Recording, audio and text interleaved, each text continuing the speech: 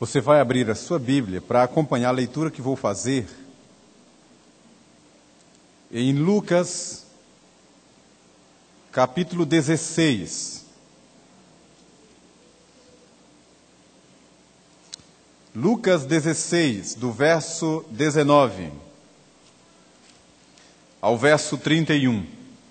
Essa leitura nós vamos fazer de forma alternada. Eu vou iniciar, você lê o verso seguinte até o final. Agora leia musicalmente, ou seja, ouvindo o andamento, a dinâmica da leitura de todo mundo, para ninguém atravessar e atropelar. Existe um ritmo da leitura, a fim de que o que a gente vai ler seja inteligível e todos possam compreender o que está sendo lido. Ora, havia certo homem rico que se vestia de púrpura e linho finíssimo, e que todos os dias se regalava esplendidamente. Chamado Lázaro, coberto de chagas, que jazia à porta daquele, e desejava alimentar-se das migalhas que caíam da mesa do rico, e até os cães vinham lamber-lhe as úlceras. Aconteceu morrer o mendigo e ser levado pelos anjos para o seio de Abraão. Morreu também o rico e foi sepultado. No inferno, estando em tormentos, levantou os olhos e viu ao longe a Abraão e Lázaro no seu seio. Então, clamando, disse: Pai Abraão, tem misericórdia de mim, e manda a Lázaro que molhe em água a ponta do dedo e me refresque a língua, porque estou atormentado nesta chama. Disse, porém, Abraão: Filho, lembra-te de que recebeste os teus bens em tua vida, e Lázaro igualmente os males. Agora, porém, aqui ele está consolado, tu em tormentos.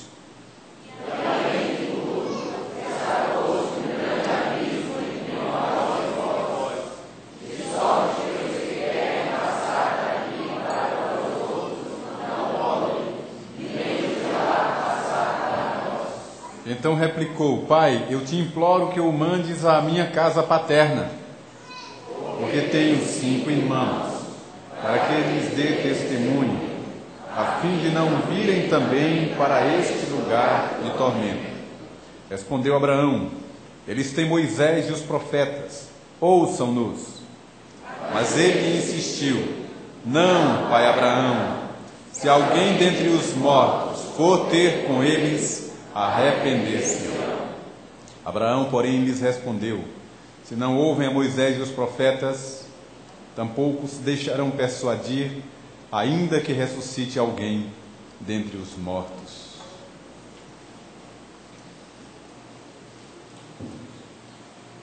Nesta passagem, nós poderíamos falar sobre vários aspectos. É claro que o escopo aborda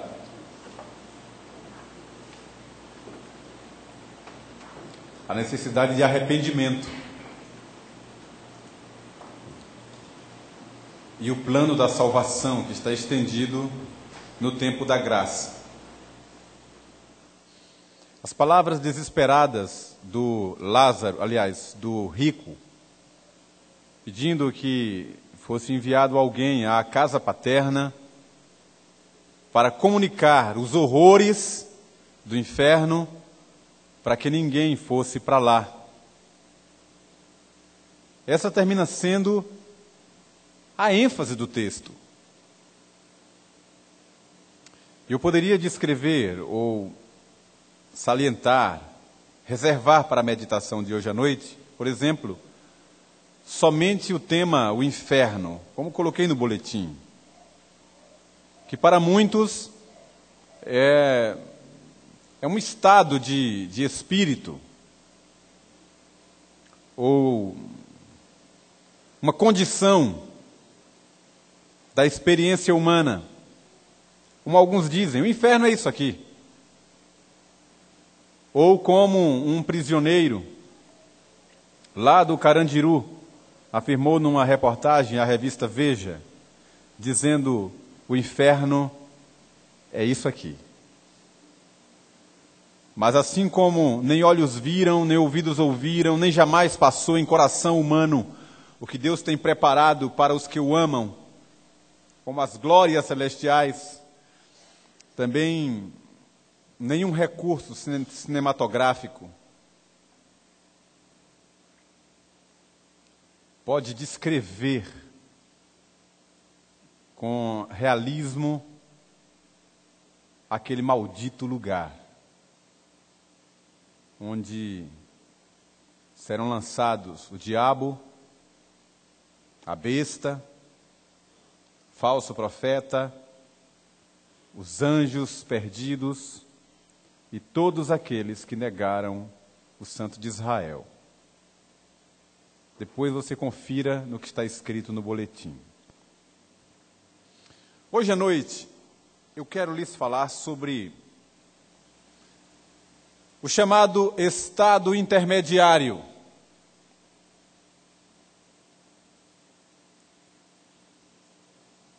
Entre a vida terrena e a eternidade.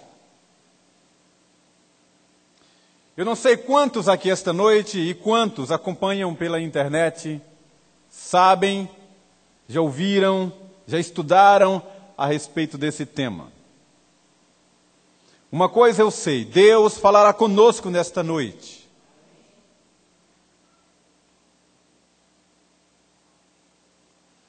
Eu não sei quantos aqui conhecem uma história, é um quadro de um dos artistas brasileiros mais bem-sucedidos no campo da literatura juvenil, que é o Maurício de Souza. Maurício de Souza é o criador da chamada Turma da Mônica. Eu já estou perto da meia-idade, que para mim vai começar lá pelos 60, 70, mas ainda leio, ainda gosto de ler a Turma da Mônica.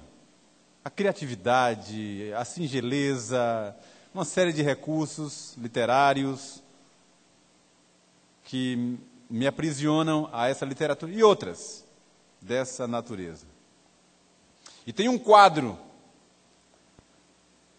um viés da literatura de Maurício de Souza, que é um entendimento popular que se tem a respeito da vida após a morte. Ele criou uns personagens para representar a alma humana logo após a morte. É o que ele chamou de a turma do penadinho. Então tem o penadinho, tem Frank, Zé Muminho, quem mais? Lembra aí de Genal? Alminha e Dona Morte, enfim, são vários personagens que fazem parte desse quadro, que é a turma do penadinho. É tudo o que acontece num espaço, digamos assim, espiritual, místico, enquanto eles purgam os seus pecados. Assim que alguém morre, imediatamente desencarna e aparece na turma do penadinho, lá num determinado cemitério onde eles moram. E então tem muitas histórias, e há uma convivência ali, e aí são centenas e milhares de histórias. Alguns deles recebem um tipo de bônus, um tipo de privilégio, e então reencarna. e nasce em algum lugar do planeta. Volta a ser criança e nasce em algum lugar.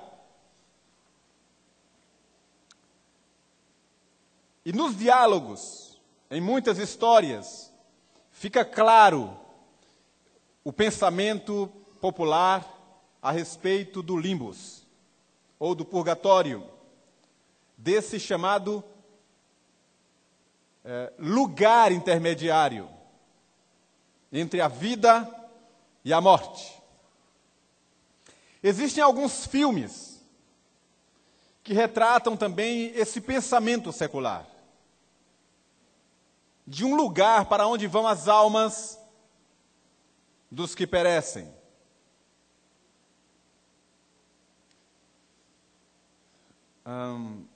Não sei quantos aqui assistiram a um filme, inclusive o ator principal desse filme morreu essa semana, aos 57 anos, vítima de um câncer. O Patrick Swayze, é isso? Swayze. E o filme é intitulado Ghost, do outro lado da vida. Eu assisti a esse filme. É um filme marcante. Mexe com a imaginação e com o sentimento de quem o assiste. Há um envolvimento emocional muito forte nesse filme, um apelo emocional muito forte, que até os mais teológicos, os mais doutrinados, os mais reformados dos crentes que vão assistir a esse filme, lá no fim começam a se emocionar e chorar. Eu já posso contar, porque quem não assistiu também já tem tanto tempo que não tem nada a ver eu contar mais, né? Ainda não é mais lançamento. Então acontece que esse rapaz namorava uma moça e ele foi assassinado. E ele fica nesse chamado estado intermediário. Ele desencarnou, mas continuou vendo tudo, participando de tudo, e ele interage com as pessoas, ele vai ainda ao encontro da namorada. E tinha uma outra pessoa que tentou tomar o lugar dele como namorado. E ele então, como desencarnado, mas presente, aí fica enciumado e ele consegue, com uma outra pessoa, com um outro morto, que já havia mais tempo de morto, que estava nessa turma do penadinho, e que ensina a ele uns truques para usar a energia existente nessa pós-vida para... Eu estou indo certo? Então vocês sabem tudo. E usar essa energia para mover coisas, objetos, agredir, e a história vai por aí, e no final esse que morreu essa semana se encontra com a Demi Moore. E então é aquele encontro com aquela música lindíssima, Oh My Love. E eles vão se encontrando, e aí as lágrimas... Hein, Diginal? Não, é sério. Não, eu chorei, tudo bem, mas foi por causa da história em si. Eu sei que ali não... Mas tudo bem. Há um pensamento secular a respeito disso. De um estágio intermediário, onde as almas habitam esperando ou reencarnar, para aqueles que acreditam nisso, ou a ressurreição, para os que acreditam na ressurreição, ou ainda para o aniquilamento da alma, como ainda outros acreditam. O que é que você pensa? O que é que você sabe sobre isso? Quais são as suas dúvidas sobre o que acontece exatamente na hora em que você morre? na hora em que o último fôlego vai embora.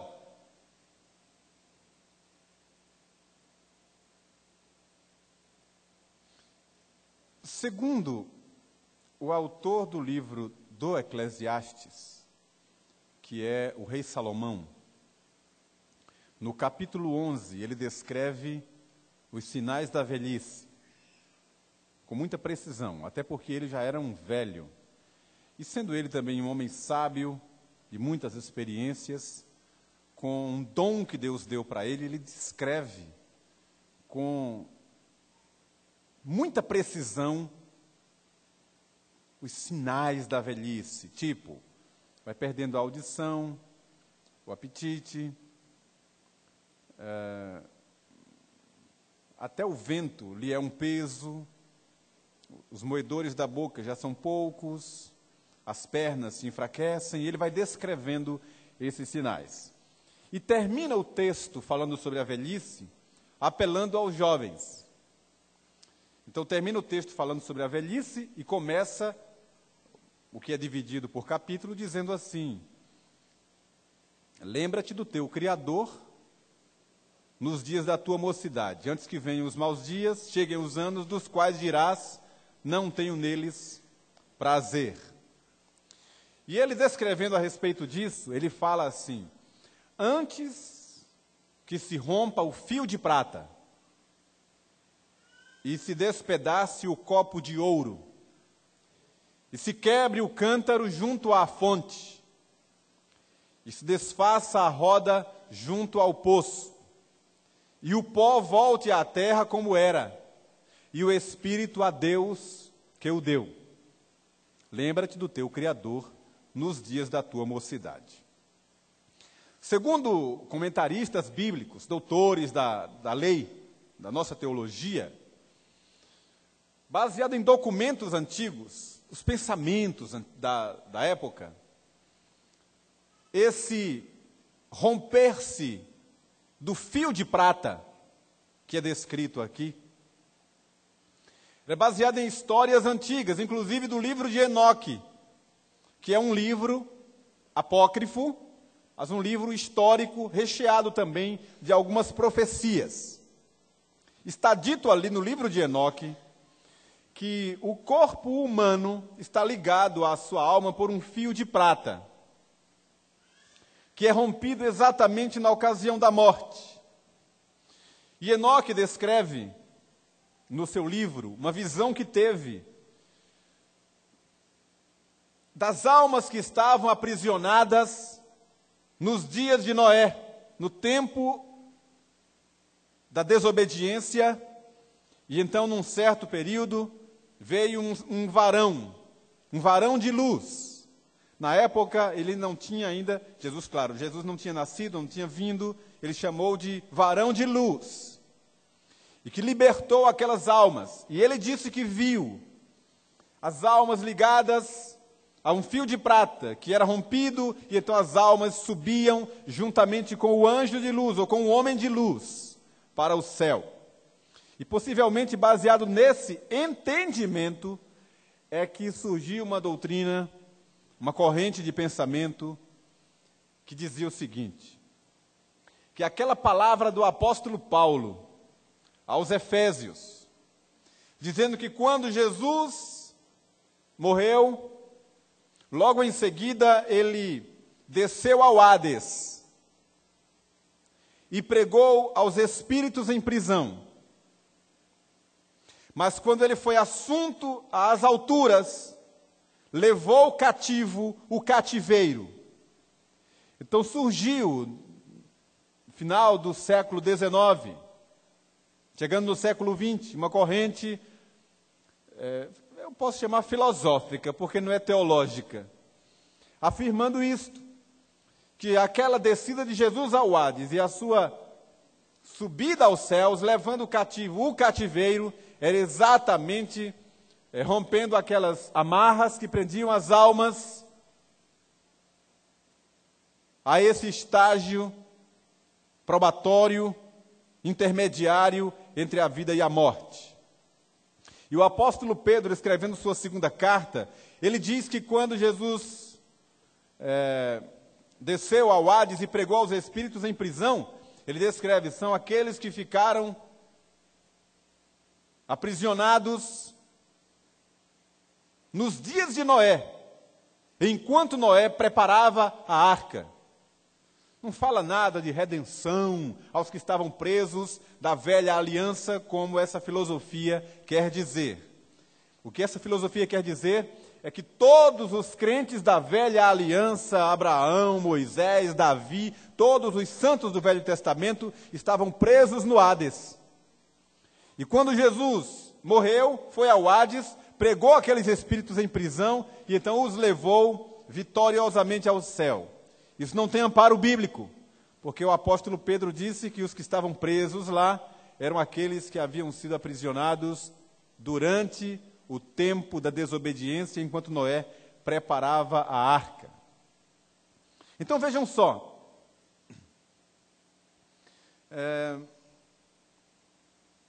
Então o que é que acontece? Existe de fato esse lugar intermediário, ou esse estágio intermediário, quando morremos até o que irá acontecer depois? Biblicamente, escrituristicamente, não há. E vou explicar e mostrar por que não.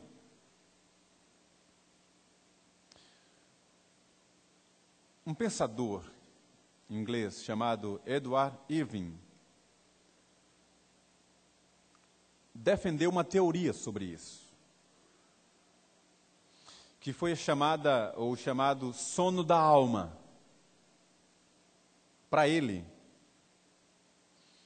a pessoa que morre, não importa se no Senhor ou longe do caminho do Senhor, a sua alma adormece.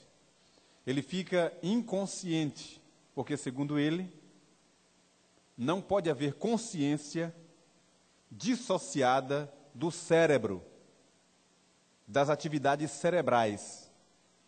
Então, assim que a pessoa morre, o seu corpo é sepultado e a sua consciência fica em estado de dormência ou de inconsciência, até que, para os que creem, Deus ressuscitará. Aos que não creem, a alma fica na inteira, o que, Ginaldo? A morte da consciência. Os russelitas, que vocês sabem quem são, os TJ, defenderam uma outra teoria a respeito da hora da morte e o que acontece depois, que eles chamaram de o aniquilamento da alma aos perdidos. Segundo eles, há uma diferença entre a pessoa que morre no Senhor e a pessoa que morre na incredulidade. Segundo eles, aqueles que morrem no Senhor, eles ficam guardados num determinado lugar, até que o Senhor venha restaurar todas as coisas, que inclusive a restauração de todas as coisas será aqui mesmo na terra. Mas aqueles que morrem na incredulidade têm a sua alma aniquilada, deixam de existir simplesmente.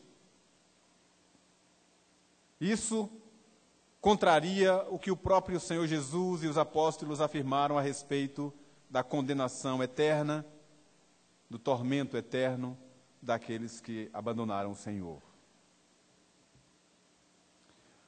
A Igreja de Roma já tem uma outra teoria a respeito do momento em que a pessoa morre e o que virá depois. Ela afirma que existe um lugar intermediário chamado purgatório. E dentro desse purgatório existem departamentos, compartimentos, salas, com graduações, com progressão de pena. E as pessoas vão sendo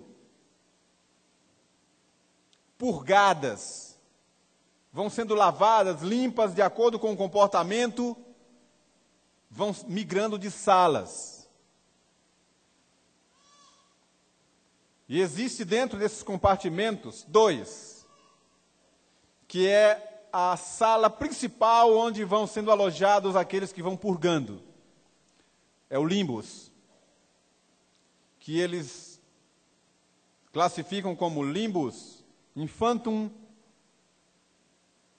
para as crianças pagãs que morreram sem o evangelho ou sem ter sido crismadas ou batizadas pelos pais. Então elas vão também para o limbus, onde serão purificadas. Limbus infantum. E o limbus patrum, que é o lugar de purificação dos adultos. Depois do que eles serão chamados à presença de Deus para prestar contas. O que eu quero dizer para vocês nesta noite é de que nem o sono da alma tem amparo bíblico. Muito menos o absurdo do aniquilamento da alma. Menos ainda essa invenção, essa fantasia do purgatório. A Escritura diz no livro escrito aos Hebreus que ao homem está ordenado morrer uma única vez, vindo depois disso o juízo. Existem 2 palavras para o inferno, ou para a região dos mortos, na Bíblia. São 2 palavras distintas, só quanto ao idioma, mas é a mesma coisa. É a palavra Sheol, que é uma palavra hebraica, para significar a realidade dos mortos, ou o lugar dos mortos, ou o estado de morte. E a palavra Hades, que é uma palavra grega, para descrever a mesma coisa. O lugar de morte, dos mortos. Não como um recinto, mas como a realidade da morte. Há muitas passagens na Escritura, eu queria conferir só umas 2 ou 3 com vocês, para mostrar que onde aparecem essas palavras, elas se referem à sepultura. Não a um cemitério de penadinho. Há um lugar intermediário, onde há uma outra vida, uma terceira realidade, onde essas pessoas têm atividades espirituais, sociais, onde são punidas, oprimidas, para que purguem e se convertam e tenham uma outra oportunidade. Não existe isso na Bíblia. Passagens como, por exemplo, Jó, capítulo 21, versículo 13. Ele usa no mesmo versículo as 2 expressões para se referir a quando a sua alma desce à sepultura. A sepultura, Provérbios 7, 27, Provérbios 15, verso 24, se referem à sepultura, onde o corpo é depositado e ali, na experiência da vida humana, ali cessa a nossa história, do ponto de vista terreno. A alma já está com o Senhor. Abra rapidamente em Gênesis, capítulo 42. Gênesis, capítulo 42, versículo 38. Está dito assim, lá. Gênesis 42, verso 38. Ele, porém, disse: meu filho não descerá convosco, seu irmão é morto, e ele ficou só. Se lhe sucede algum desastre no caminho por onde fordes, fareis descer minhas cãs com tristeza à sepultura. Jó capítulo 17, Jó 17, verso 13.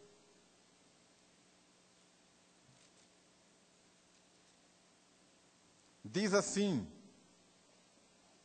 mas se eu aguardo já a sepultura por minha casa, se nas trevas estendo a minha cama, se ao sepulcro eu clamo, tu és meu pai, e aos vermes, vós sois minha mãe e minha irmã. É um lamento de Jó, falando a respeito da morte, da experiência de descer à sepultura.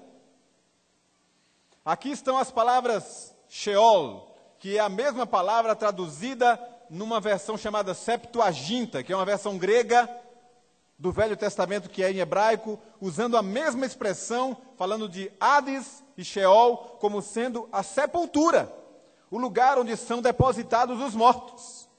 E se você abre o livro de Eclesiastes, a experiência do pregador, ele fala sobre tudo o que acontece debaixo da terra. E ele diz assim: olha, nós não sabemos para onde vai o espírito de um animal, por exemplo, se é diferente do que acontece com os homens, se vai para cima ou se vai para baixo. Essa experiência de em cima e embaixo é o que a Bíblia descreve a respeito do inferno, chamando de as regiões inferiores da terra.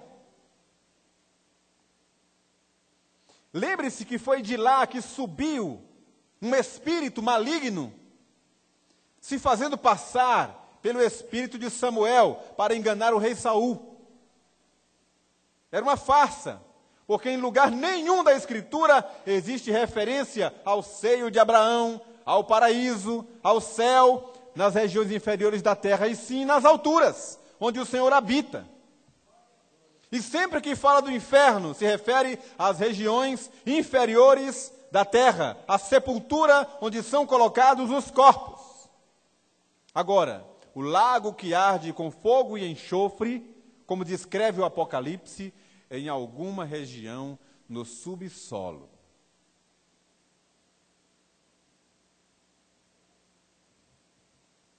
No subsolo. Eu quero dizer para você nesta noite, que no momento em que os seus olhos fecharem, e cessar o último suspiro da sua boca, na mesma hora o seu corpo tomba. E vai começar o processo de degeneração, e em poucos meses ficam somente os ossos, e com o passar do tempo tudo vai se perdendo, e você volta a ser pó. E no mesmo momento em que o seu último fôlego escapa pela sua boca, na mesma hora você comparece à presença de Deus.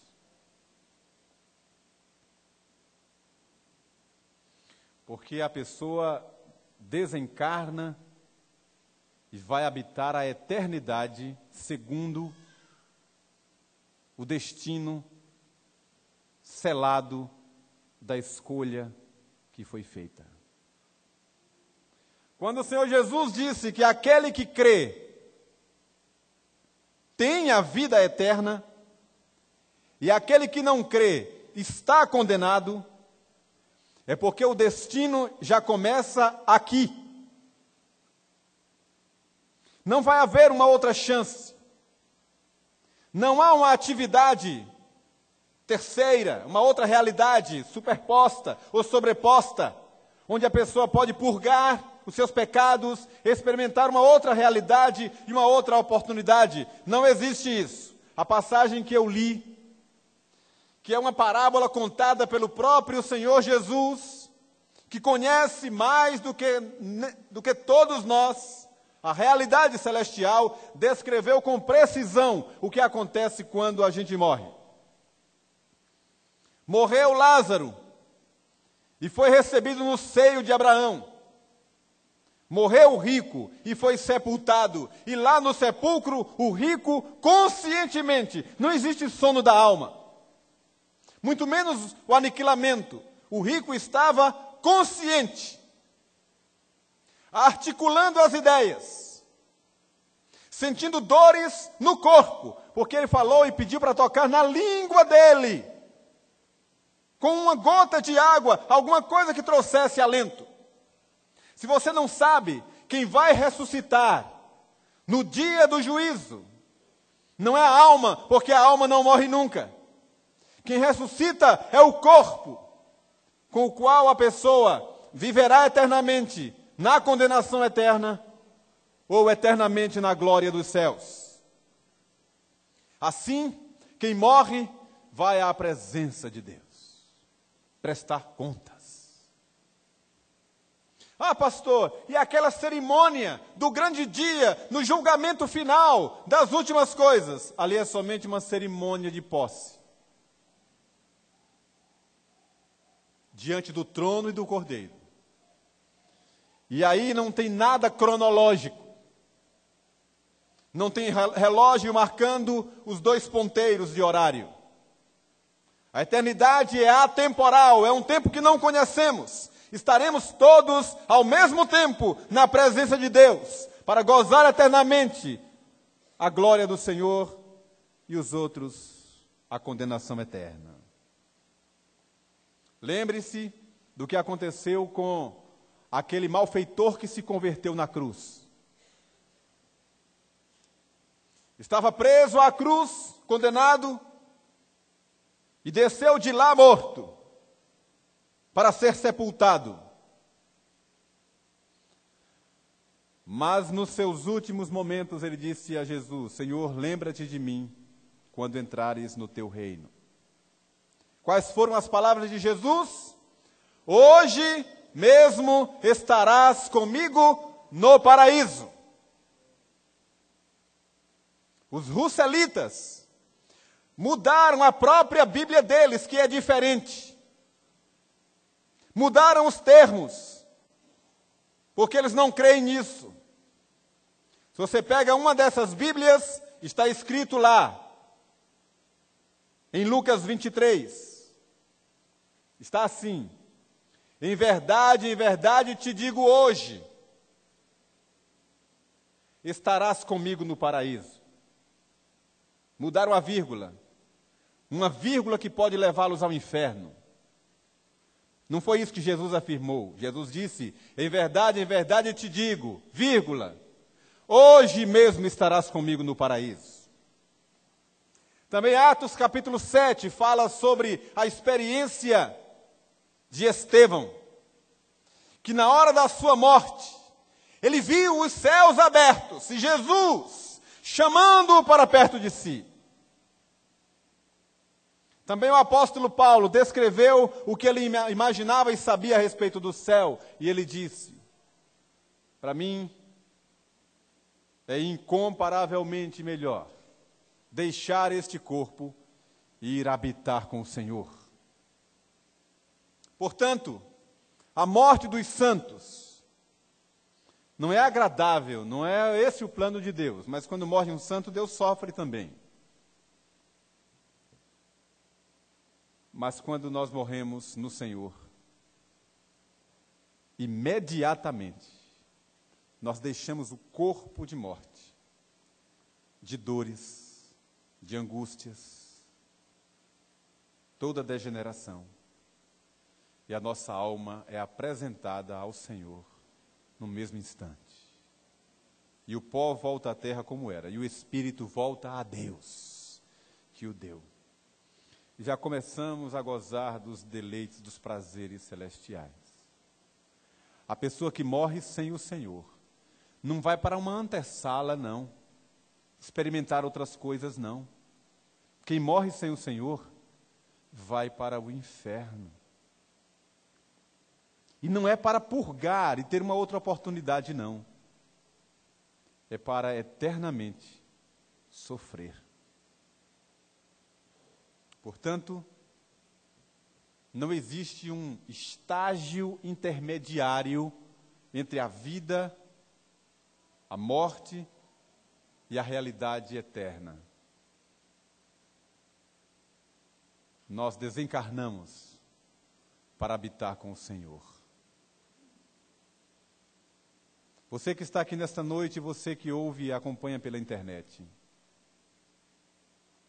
precisa tomar uma decisão urgente ao lado de Jesus.